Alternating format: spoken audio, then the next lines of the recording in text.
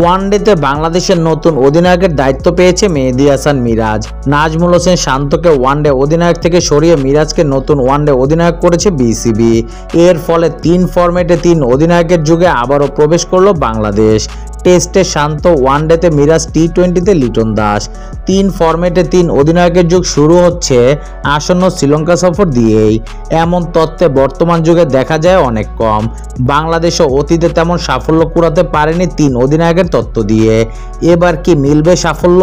One day অধিনায়ক মিরাজের চোখ সাফল্যের দিকেই। অধিনায়ককে তার চেয়ে বড় করে মিরাজ দেখতে চান দলের সাফল্যকে। সংবাদ সম্মেলনে মেহেদী হাসান মিরাজ বলেন, শান্তর সাথে কথা হয়েছে কিনা? হ্যাঁ, কথা হয়েছে। অনূর্ধ্ব-15 থেকে আমরা একসাথে খেলছি। আমাদের সাথে যে জিনিসটা মনে হয়, ক্যাপ্টেন ডাজন্ট ম্যাটার। আমরা এটাই আলোচনা করেছি, আমরা বাংলাদেশটাকে কত দূরে নিয়ে যেতে পারি। এর আগে যারা ছিল তারা একটা স্টেজে নিয়ে এসেছে। এখন আমাদের দায়িত্ব, আমরা বাংলাদেশ দলটাকে একটা পর্যায়ে নিয়ে যেতে চাই। এখন একটু খারাপ সময় যাচ্ছে, তবে আমি আশা করি এটা কেটে আসবে ইনশাল্লাহ। নিজের অধিনায়ক হওয়া প্রসঙ্গে মিরাজ বলেন, শান্ত তো অনেকদিন ধরে ক্যাপ্টেন ছিল। যখন ওয়ানডে টি-20 ওর মেয়াদ শেষ হয়েছে, পরে হয়তো 1 থেকে 2টা সিরিজ বোর্ড করাতে চেয়েছে। ওর সাথে হয়তো টেস্ট দল নিয়ে আলোচনা করেছে। গতকাল আমাকে নাজমুল আবেদিন ফাহিম স্যার ডেকে বলেছিলেন যে, তোমাকে চিন্তা করছি ওয়ানডে অধিনায়কের দায়িত্ব দিব।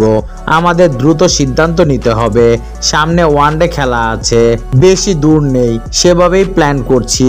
অধিনায়ক হওয়া মানে বাড়তি দায়িত্ব। মাঠে দল সামলানোর পাশাপাশি সামলাতে হবে মাঠের বাইরে গণমাধ্যম, আরও অনেক কিছুই। সব কিছু নিয়ে নতুন অধিনায়ক মিরাজ বলেন, আমরা ভালো করলে আপনারাই কিন্তু প্রশংসা করবেন, খারাপ করলে সমালোচনা করবেন। আমরা চেষ্টা করি ভালো করার জন্য। এমন না যে সবসময় সমালোচনা করেন, ভালো করলে তো সাপোর্ট করেন।